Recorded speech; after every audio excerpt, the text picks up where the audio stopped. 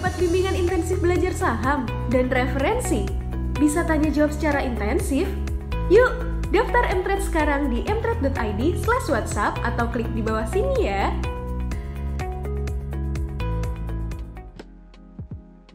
Yang hari ini saya senang sekali bisa sharing teman-teman semuanya. Seperti yang tadi Bu Katarina udah ceritakan sih, saya sebenarnya investor retail, investor atau trader biasa aja kok gitu. Cuman dulu di tahun 2007-2008 saya dikasih kesempatan belajar banyak dari krisis 2008 yang menurut saya lebih dramatik banget dibandingkan dengan krisis COVID kemarin di market.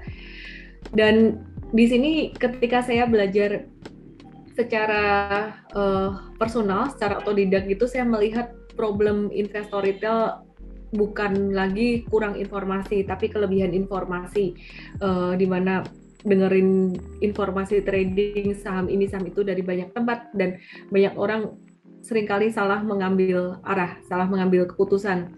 Mtrade di sini hadir untuk memberikan petunjuk, mempermudah pengambilan keputusan, terutama dalam signal trading dan juga bisa tanya jawab saham dan pastinya dapat edukasi analisis juga supaya teman-teman yang beli jual saham itu tahu alasan pengambilan keputusannya apa dan ada yang menemani setiap hari. Karena waktu itu ketika saya mengajar kok rasanya teman-teman ini butuh bimbingan setiap hari. Jadi bukan cuman ketika workshop atau seminar doang dan besoknya kayak nggak ada yang nemenin gitu.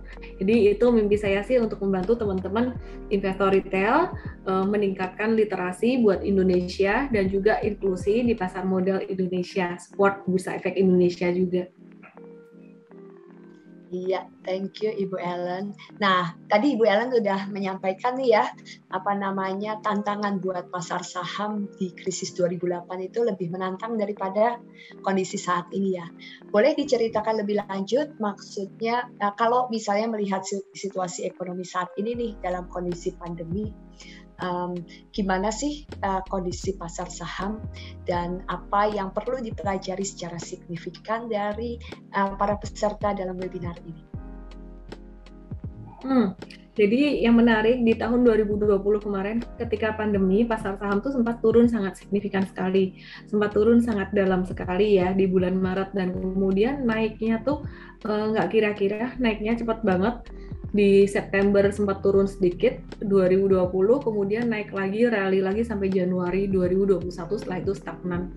Nah, apa yang mendorong rally di 2020 kemarin itu sebenarnya adalah karena stimulus dan juga turunnya suku bunga. Jadi karena kebijakan moneter dan fiskal, sehingga pasar saham mengalami recovery yang begitu cepat. Tapi hal itu nggak bertahan lama, hingga tahun 2021 investor-investor besar sudah mulai menyadari akan kondisi yang sebenarnya di mana ekonomi ini sedang sangat slowing down sekali di awal 2021. Sehingga smart money atau investor besar tuh mereka banyak yang profit taking dan investor asing belum mau masuk ke Indonesia karena COVID-19 tinggi.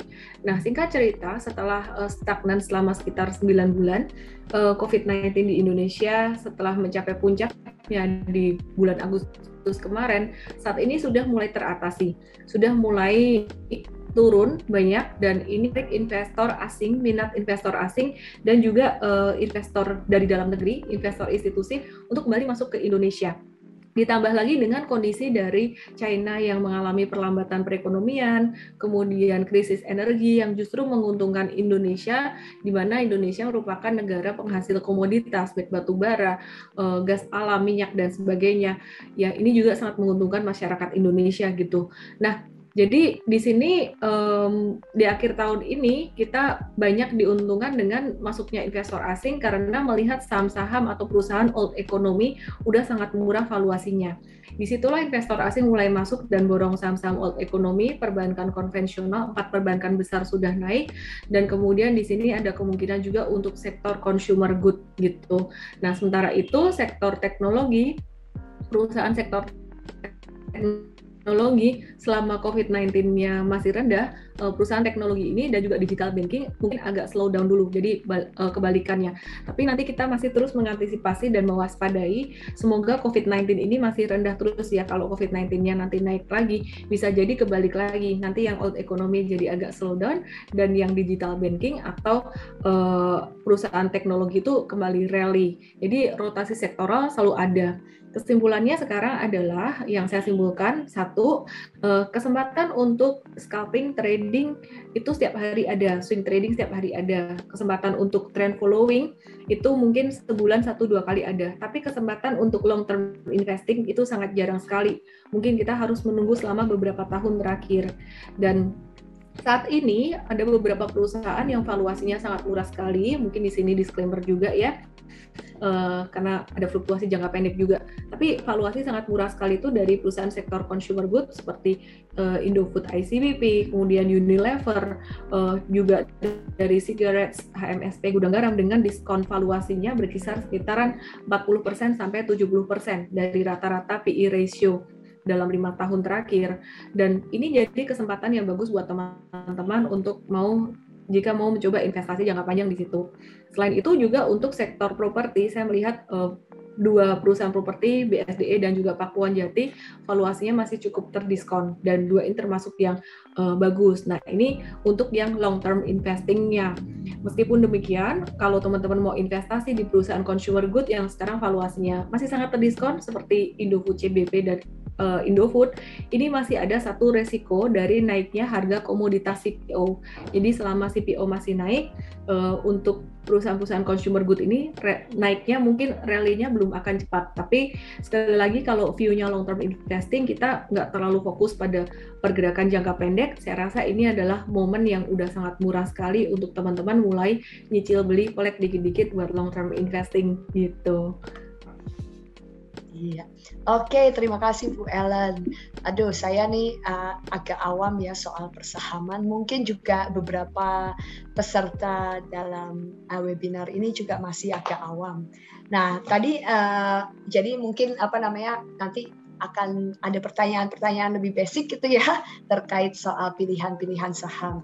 Tadi Ibu Ellen sudah menjelaskan, terutama kalau untuk long term planning, long term investing, itu yang komoditas consumer goods gitu memang menjadi pilihan ya. Dengan masih adanya risiko-risiko naiknya nilai CPO dan lain-lain, mungkin ada juga nilai-nilai komoditas lain yang masih naik turun. Tapi kalau misalnya kita mau bicara short term aja gitu ya, short term trading aja dulu, menurut Ibu Ellen, bagaimana menentukan kriteria saham-saham yang baik nih? Ya, jadi kalau untuk trading jangka pendek memang mindset-nya beda sekali dengan investasi jangka panjang.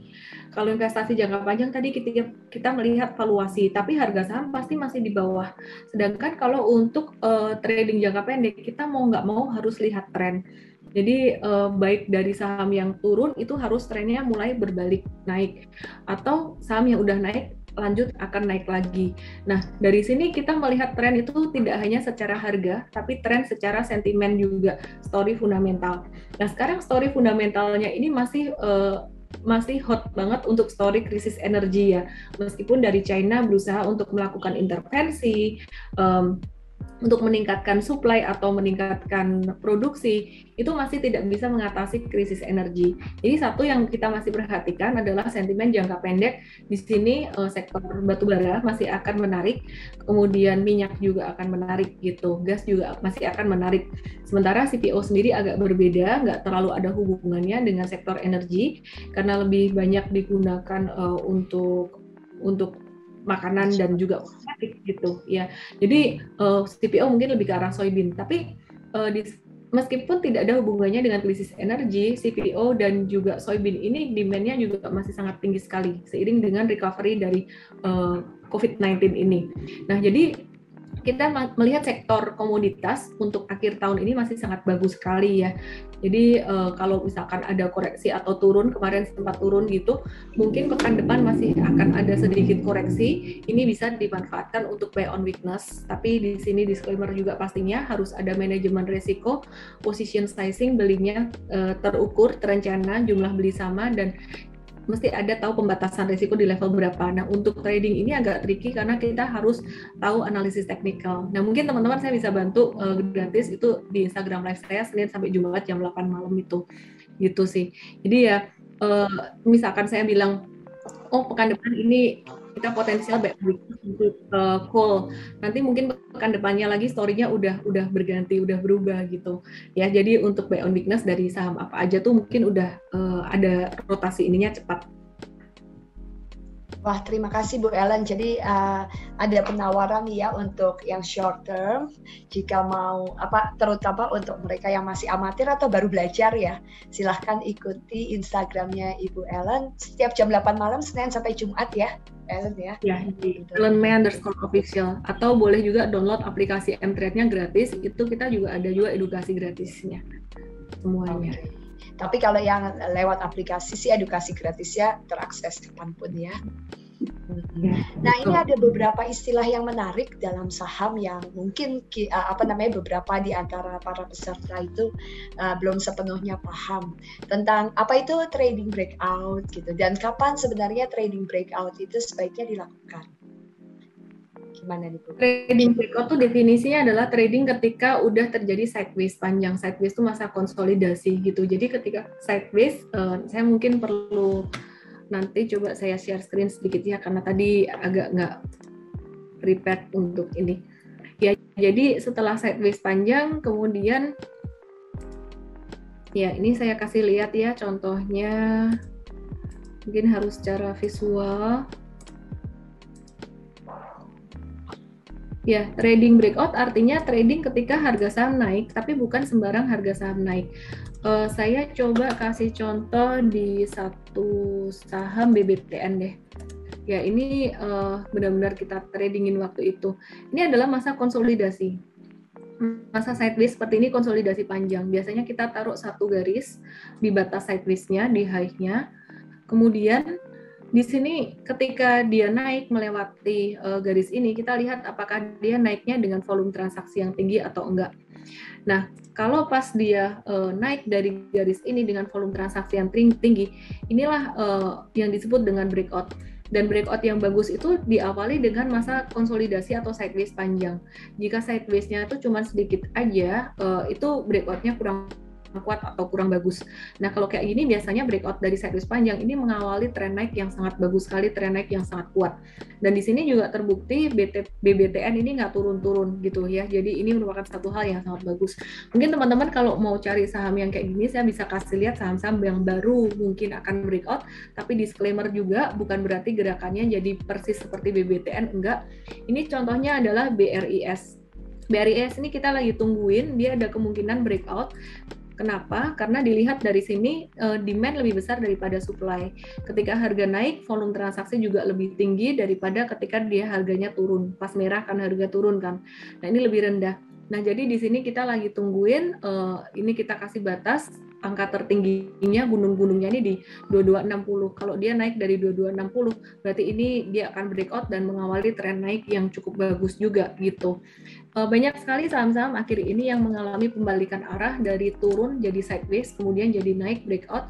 Beberapa di antaranya adalah perusahaan dari komoditas dan juga dari infrastruktur atau konstruksi. Coba bisa diperhatikan di sini, ini yang merah ini downtrend, kemudian dia di sini ini adalah masa sideways-nya, ini adalah masa breakout-nya.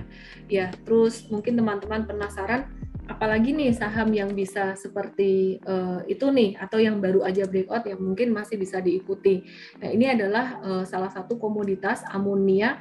Ini ESA, Surya Esa Perkasa, kebetulan dia habis breakout dan dia mengalami retracement normal, turun dikit di area breakout-nya ini. Jadi mungkin BRIS dan ESA ini masih boleh teman-teman watch atau teman-teman perhatikan gitu. Ini disclaimer juga ya, salah satu contoh edukasi untuk breakout. Oke, thank you Ibu Ellen, tuh menarik banget ya dengan memperhatikan tren yang tadi Ibu Ellen tampilkan dan kemudian mencoba melihat ya saham-saham tertentu. Pasti ya Bu Ellen dalam trading saham ini khususnya pasti ada untung, ada rugi. Perlu ada antisipasi kalau rugi, artinya gimana caranya untuk minimal kembali ke titik awal atau ya harapannya sih bisa ada cuan gitu ya. Nah dari yang tadi misalnya Bu Ellen tampilkan, sampaikan, balik lagi terkait sama short term ini. Cara menghasilkan cuannya gimana? Beli, jual, apa buy and sell-nya lebih sering antara saham-saham yang lagi dalam posisi breakout atau gimana nih, Bu? Pertanyaan yang sangat menarik sekali ya. Sekali lagi langsung saya kasih case study atau contohnya aja ya. Oke, jadi dalam trading saham itu tadi kan saya bagi jadi ada scalping, swing trading, trend following, dan long term investing. Sekarang kita fokus di tradingnya aja, yaitu strategi trend following, swing trading, dan juga scalping. Kalau scalping itu sebenarnya strategi intraday trading, mirip banget dengan swing, tapi cuman yang chart yang dipakai itu intraday. Nah, saya nggak scalping. Kenapa? Karena scalping itu buat saya, kita nggak bisa ngelakuin kegiatan yang lain, harus mantengin monitor terus, dimana saya harus ngurus tim juga ya, tim Mtrade keseluruhan, ada tim tech dan lain-lain. Jadi saya lebih ke swing trading dan juga trend following. Meskipun demikian di Mtrade kadang-kadang coach kita atau sistem kita juga kadang kasih untuk scalping juga. Ini contoh MLPL, ini mereka lagi scalping gitu, tapi saya nggak ngikutin. Oke, saya akan kembali lagi, saya kasih contohnya aja. Kapan kita mesti swing trading dan kapan kita trend following, ini saya kasih contoh ya. Beberapa waktu yang lalu saya ada beli saham, saya kasih contoh beberapa saham ya. Ini kan dia breakout dari masa sideways-nya. Nah, ketika breakout dari masa sideways, kita bisa beli ini untuk hold buat jangka menengah ya, buat jangka menengah atau untuk trend following. Tapi kita bisa juga untuk swing trading. Kapan kita swing trading, kapan kita trend following. Nah, seorang swing trader itu tradingnya based on candle dan support resistance. Di sini mantul dari support, kemudian di sini mantul dari support, kemudian ini swing trader beli, kemudian di sini profit taking. Kenapa profit taking? Karena mulai keluar candle merah. Wah, ini kan udah terjadi. Ya kalau belum terjadi pun, misalkan kita benar-benar menghadapi masa ini, besoknya pas dia naik, tiba-tiba keluar merah dikit, ini turun dikit, ini langsung jual. Nggak perlu tunggu sampai turun di sini. Jadi kalau teman-teman ngikutin, di Mtrade itu seringkali ada beli satu saham tapi jualnya diarahin dua, satu jangka pendek, jangka menengah. Nah, kalau yang jangka menengahnya di sini sampai di sini, ini pun masih di hold. Kenapa? Belum patah atau belum breakdown dari MA20-nya. Tapi kalau misalkan end of body ini udah turun, breakdown dari MA20, maka jangka menengah jualan. Kesimpulannya kalau jangka menengah untungnya biasa lebih banyak daripada jangka pendek. Tapi kadang terjadi juga misalkan jangka menengah breakdown-nya cepat, ya berarti dia return-nya nggak terlalu besar, bisa juga gitu. Nah, terus saya kasih contoh yang lain lagi. Ya, ini adalah contoh yang lain lagi ya. Oke, ini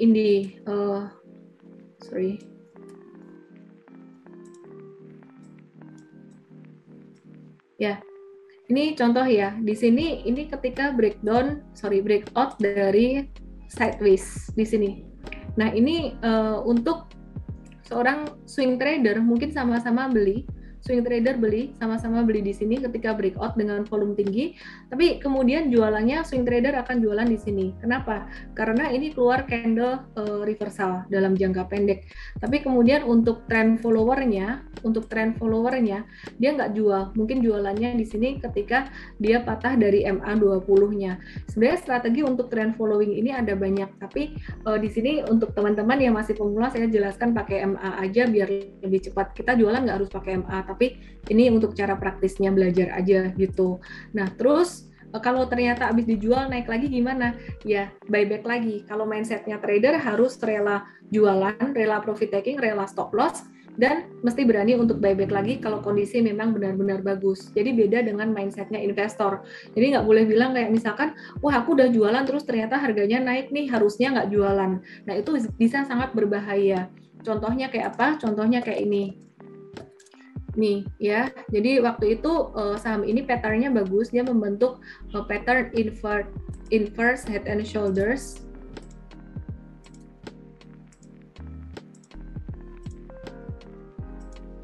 Ini membentuk dua shoulders kanan dan satu shoulder kiri. Pattern ini tuh sebenarnya pattern pembalikan arah yang sangat bagus sekali. Nah waktu itu kita ada buy sekitar di sini. Terus ternyata dia gagal breakout dan malah turun. Lalu kita cut loss di sini karena dia udah breakdown dari beberapa moving average. Nah untung di cut loss. Kalau misalkan kita berasumsi nggak apa-apa, story-nya bagus, Gojek masuk ke sini dan lain sebagainya. Kalau kita nggak cut loss di situ, ini ruginya bisa jadi lebih banyak lagi gitu. Jadi bisa sampai 40-an%. Mungkin teman-teman bisa berkata, seandainya nanti si saham ini, anggap aja lah ini saham X lah, nggak usah dilihat nama sahamnya. Misalkan dia naik lagi sampai ke atas, mungkin yang nggak cut loss akan bilang, tuh kan, benar kan, nggak usah cut loss, nggak apa-apa gitu. Tapi ya itu lagi untung, lagi hoki lah istilah kata. Dimana kalau sampai dia lanjut turun terus gitu. Nah, nggak ada yang bisa kita lakukan selain kita menunggu dia naik kalau udah sampai nyangkut kayak gitu. Nah, jadi istilah kata tuh di trading harus berani. Kalau beli berani profit taking, berani stop loss juga, dan jika dia berbalik jadi bagus lagi, berani buyback gitu. Jadi memang modal trader itu selain duit berani, butuh keberanian. Oke, terima kasih Bu Ellen, contohnya yang sangat menarik. Nanti saya akan tanyakan lebih lanjut tentang stop loss ya. Tapi kita masuk dulu nih ke beberapa pertanyaan dari dari peserta webinar ini. Masih terkait sama yang tadi. Yang tadi mungkin Bu Ellen sudah menjelaskan sedikit soal breakout dan kapan naik turun, apakah itu beneran cut loss atau tidak. Ada pertanyaan satu terkait dengan tadi gambar tadi. Bagaimana caranya membedakan false breakout on resistance atau on support? Nah, dari Bu Ellen sendiri, apa yang jadi indikator krusial untuk melihat itu? Melihat ini tuh false breakout atau true breakout? Oke. Ya, jadi sebenarnya untuk mengantisipasi false breakout sendiri kita mesti melihat volume ya. Jadi kita melihat volume sebagai contoh. Ya, ini kita lihat volume di sini. Ketika dia sebelum breakout, kita lihat di sini harga naik, volume naik, harga turun, volume turun kayak gitu. Nah, ini biasa breakout-nya cenderung jarang terjadi false breakout. Kemudian poin kedua untuk mengantisipasi false breakout adalah kita melihat saham ini volatile nggak. Jadi kalau saham ini sering keluar ekor panjang kayak gini, be very careful. Ini sering kali terjadi false breakout gitu ya. Dan ya teman-teman perhatikan ekor-ekornya kayak gitu. Iya, ini saham-saham kayak gini nih sering keluar ekor panjang, be very careful, dia sering kali terjadi false breakout. Kemudian tips yang ketiga untuk mengantisipasi false breakout sebenarnya adalah melihat likuiditas. Likuiditas tuh bid over. Jadi kalau bid overnya tuh terlalu kecil atau terlalu tipis itu gampang terpengaruh kalau misalkan ada demand yang agak gede atau ada orang yang ngeguyur, dia cepat banget jatuhnya gitu. Ya, jadi hindari saham yang liquidity-nya bid over-nya terlalu kecil gitu. Terus kemudian selain itu kalau misalkan kita udah prepare yang bagus banget, yang keempat ada tips lagi. Yang keempat adalah kalau mengantisipasi false breakout itu melihat tren besar market. Tren besar market kalau dia tren besarnya lagi sideways, be very careful trading breakout. Kayak bulan Januari sampai bulan Mei kemarin itu kita trading breakout banyak banget salahnya, banyak banget false breakout-nya. Jadi kita memilih untuk buy on weakness. Tapi kalau tren market lagi cenderung uptrend, kita harus lebih berani untuk breakout trades gitu. Terus tips yang kelima adalah kalau misalkan kita udah lihat tren bagus, tren market bagus, tren saham bagus, likuiditas bagus, volume bagus, dan ternyata sampai terjadi false breakout, ya udah cut loss aja. Karena dalam trading di market tuh kita nggak bisa ngomong 100% benar ketika kita udah menganalisis. Misalkan, wah ini story bagus, volume, tren semuanya bagus, market juga bagus, katakan, wah aku yakin 80%, 90% gitu ini bakalan naik, tetap aja ada 10% atau 20% downside. Anggap aja misalkan tiba-tiba COVID-19-nya naik boom gitu, itu bisa langsung jadi turun, investor bisa langsung sell off gitu. Jadi yang terpenting adalah kembali lagi ke manajemen risiko. Iya, oke. Wow, luar biasa. Jadi tipsnya banyak nih ya, 5 tips utama untuk mengidentifikasi false breakout tadi. Nah, masih nyambung sebenarnya tadi dari peta itu juga pada saat melihat sebuah emiten nih, Ibu Ellen. Sebenarnya mana yang lebih penting sih, ini kayaknya pertanyaan umum orang yang mau bermain saham ya, fundamental atau technical? Fundamental atau technical? Pertanyaan ini umum banget ditanyakan ya, tapi buat saya yang pertama adalah manajemen risiko. Jadi ini banyak banget aku ditanyain, dan waktu masih pemula saya juga ditanyain, saya juga bertanya pada diri sendiri, wah TA atau FA, TA atau FA. Tapi setelah saya belajar, seiring berjalannya waktu, manajemen risiko dulu. Manajemen risiko itu berbicara tentang berapa banyak kita boleh beli satu saham, itu satu. Kemudian 2, berapa banyak uang yang kita boleh masukin untuk masing-masing saham. Kemudian 3, last but not least, dan yang paling penting dulu sebenarnya adalah berapa banyak uang yang boleh kita investasikan, kita ceburin di pasar saham gitu. Jadi misalkan kita punya uang dingin, aset uang dingin, kita punya katakanlah 1M gitu, yang dimasukin ke saham berapa? Bukan 1M-nya uang dingin itu masukin ke saham, mungkin siapnya dengan resiko di saham tuh cuma 100 juta atau 200 juta. Nah, di angka segitulah kita masukin ke saham.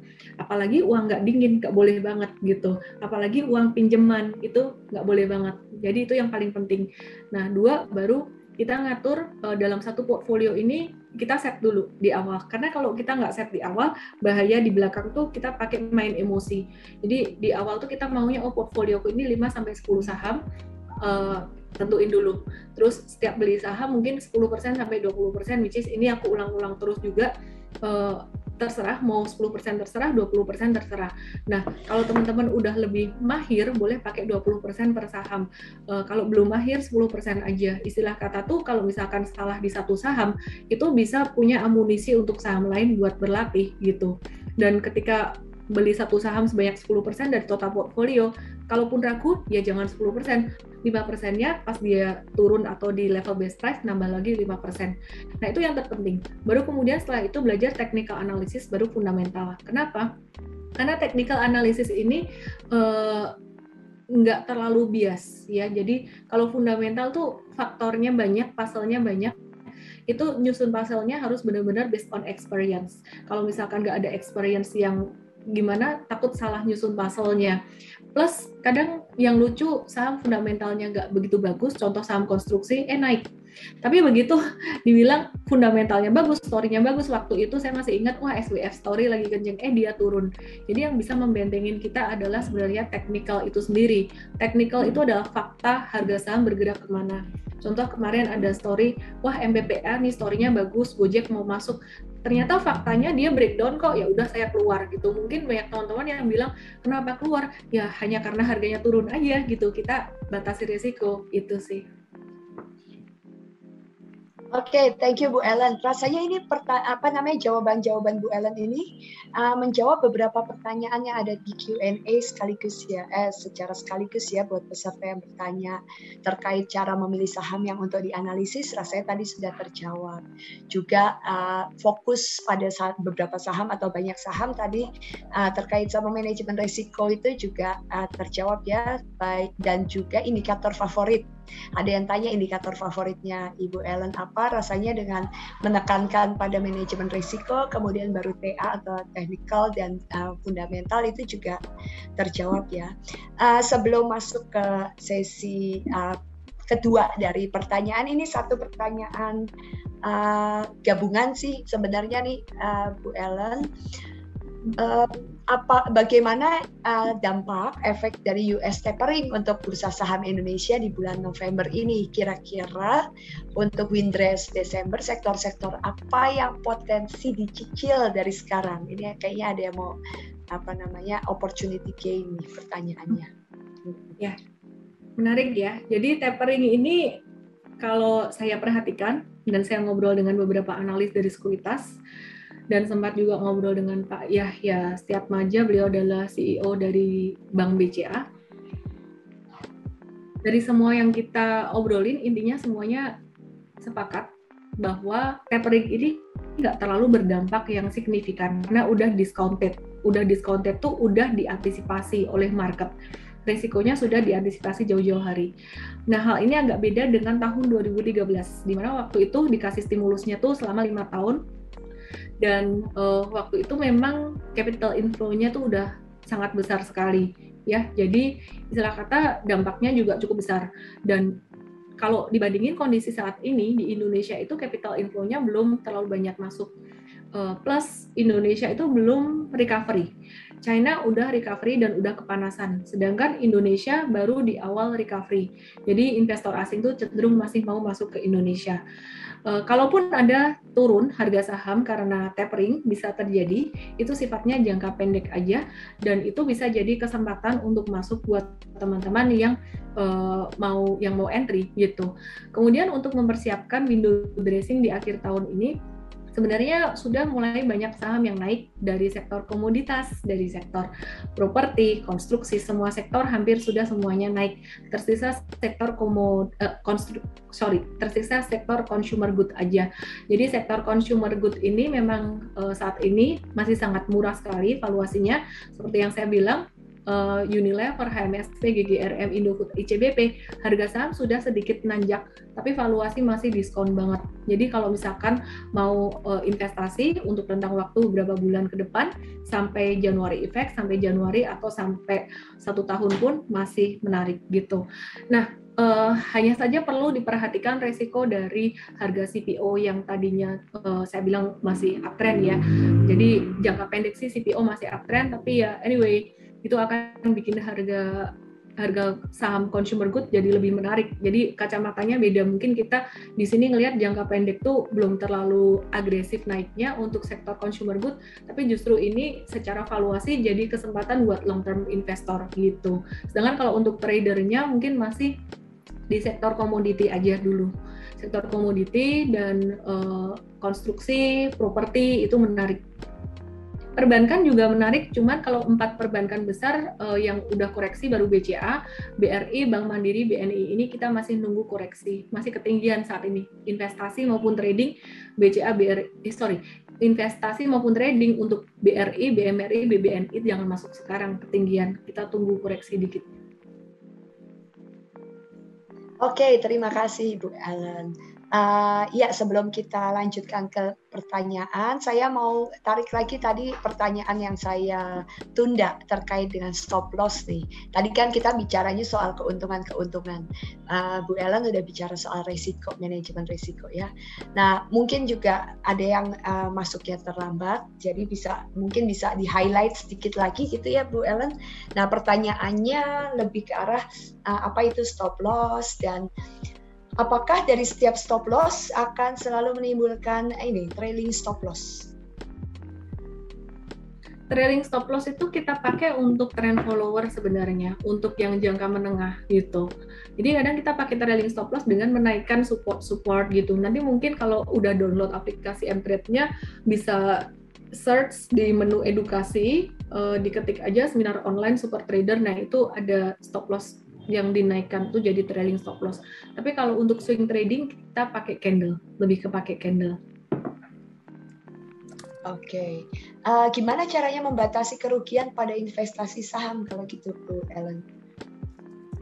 Oke, caranya membatasi kerugian yang pertama itu tadi, setelah saya ada ceritain tentang modal awal start small dulu, kemudian yang kedua tentukan berapa banyak beli sahamnya, maksimal mungkin 5-10 saham, kurang dari 5 saham terlalu terkonsentrasi, kalau cuan terlalu besar untungnya, kalau rugi terlalu besar juga kerugiannya. Tapi lebih dari 10 saham untungnya kekecilan tiap saham dan juga profitnya kekecilan. Kemudian yang berikutnya, beli saham dengan nominal yang sama, jangan pakai perasaan, jangan merasa aku yakin terus beli double-double. Ini adalah nasihat untuk diri saya sendiri di masa lalu.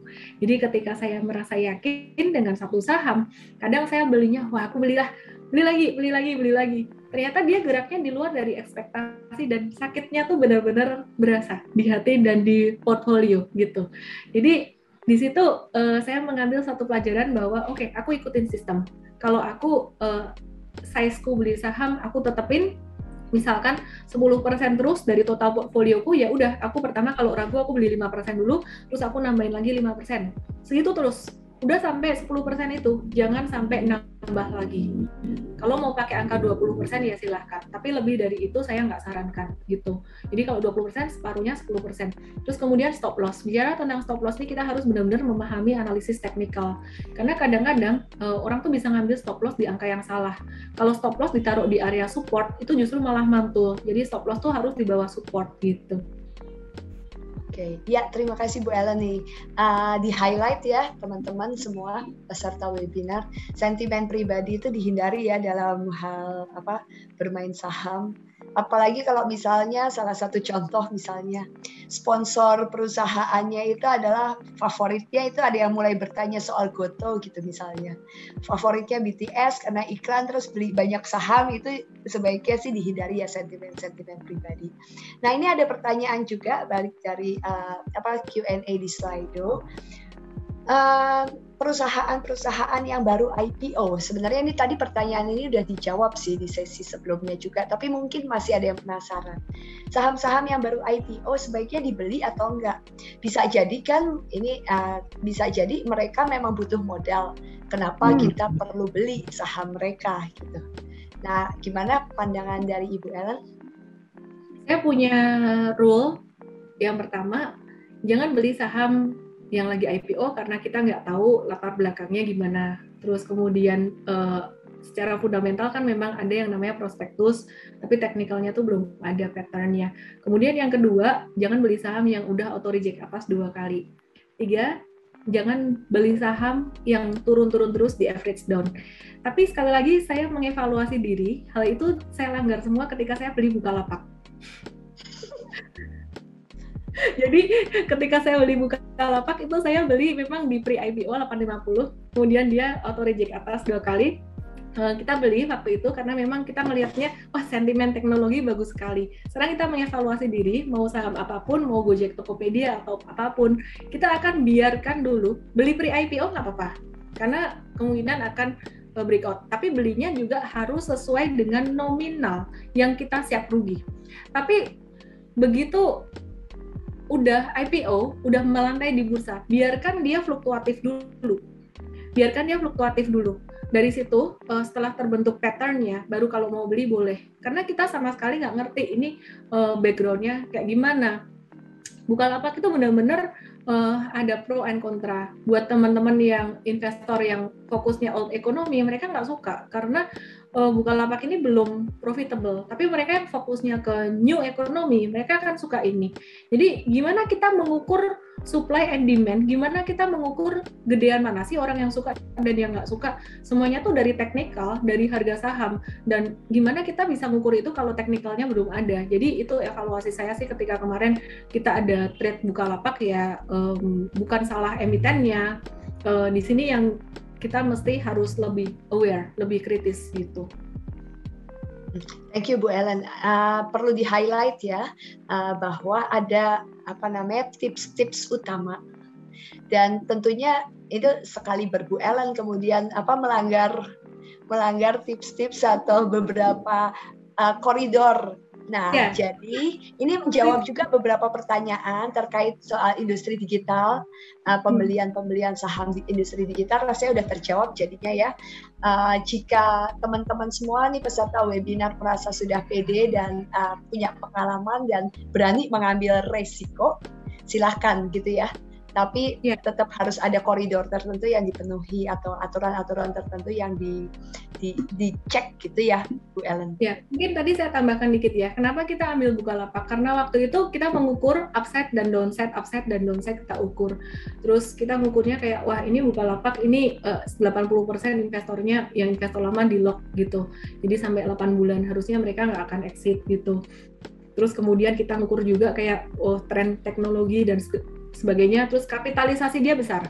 Dimana kalau kapitalisasi besar, fund manager itu pasti akan ambil untuk ngisi portfolionya supaya mengikuti pergerakan IHSG. Ya, jadi itu pertimbangannya sebenarnya. Tapi kembali lagi ya, kita pakai cara lama aja sepertinya.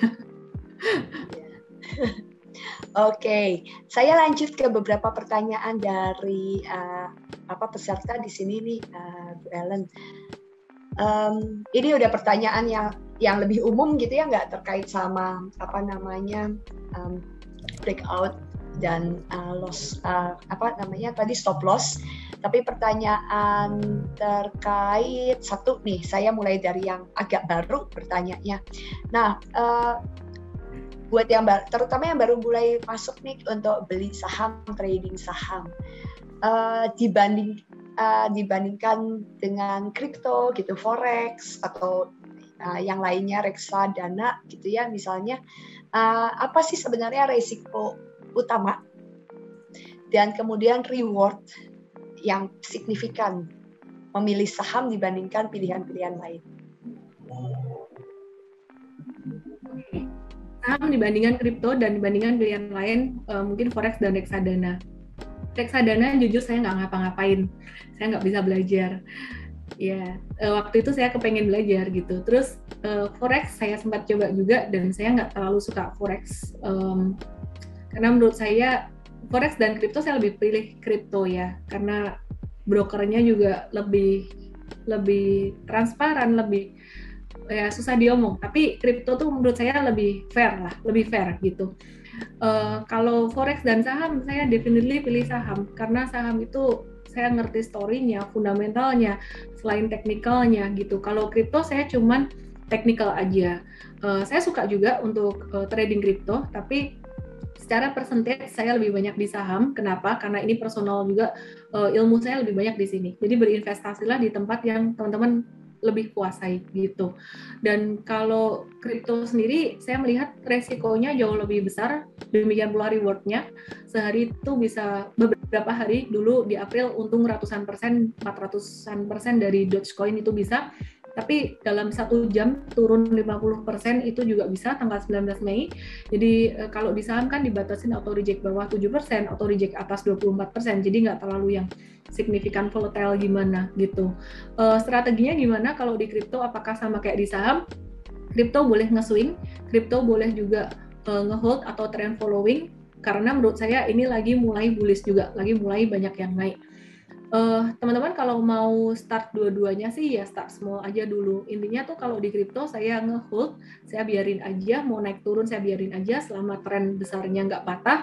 Tapi uang saya yang saya taruh di kripto ya senilai yang saya siap kalau sampai terjadi apa-apa. Dan nominalnya memang lebih kecil dari saham gitu. Oke, jadi tetap ya don't put all eggs in one basket gitu ya. Bu Ellen, pertanyaan terakhir nih, memang masih banyak sih pertanyaan-pertanyaan dan pasti banyak yang masih penasaran. Untuk yang masih penasaran atau mau tanya, silahkan seperti Bu Ellen tadi sampaikan, download aplikasinya dan kemudian juga bisa ikuti kelas Instagramnya Ibu Ellen hari Senin sampai Jumat jam 8 malam. Terakhir pertanyaan, selain saran gitu ya, ada pertanyaan terkait soal robot trading. Apakah direkomendasikan untuk robot trading nih? Ini kayaknya yang lagi ngetrend juga soalnya nih Bu Ellen, silakan. Ya, tentang robot trading ini dulu saya kalau ditanya di umum saya nggak mau jawab karena takut menyinggung beberapa pihak. Tapi sekarang karena sudah banyak di media ya teman-teman bisa menyimpulkan sendiri. Saya nggak mau sebut nama, apapun itu namanya, baik robot trading yang udah meledak ataupun yang masih belum, teman-teman bisa menilai itu scam atau enggak dengan beberapa ciri-ciri berikut ini. Yang pertama adalah kalau dia menjanjikan return yang tetap, misalkan ada tabelnya nih, seminggu, sebulan, setahun returnnya segini-segini. Yang namanya trading itu it's a probability game, it's an indecision game. Nggak ada yang namanya kasih return tetap. Kalau tahun lalu return saya di trading saham atau kripto sekian persen, itu belum tentu bisa diulang di tahun ini. Bisa jadi tahun ini lebih baik atau lebih jelek gitu.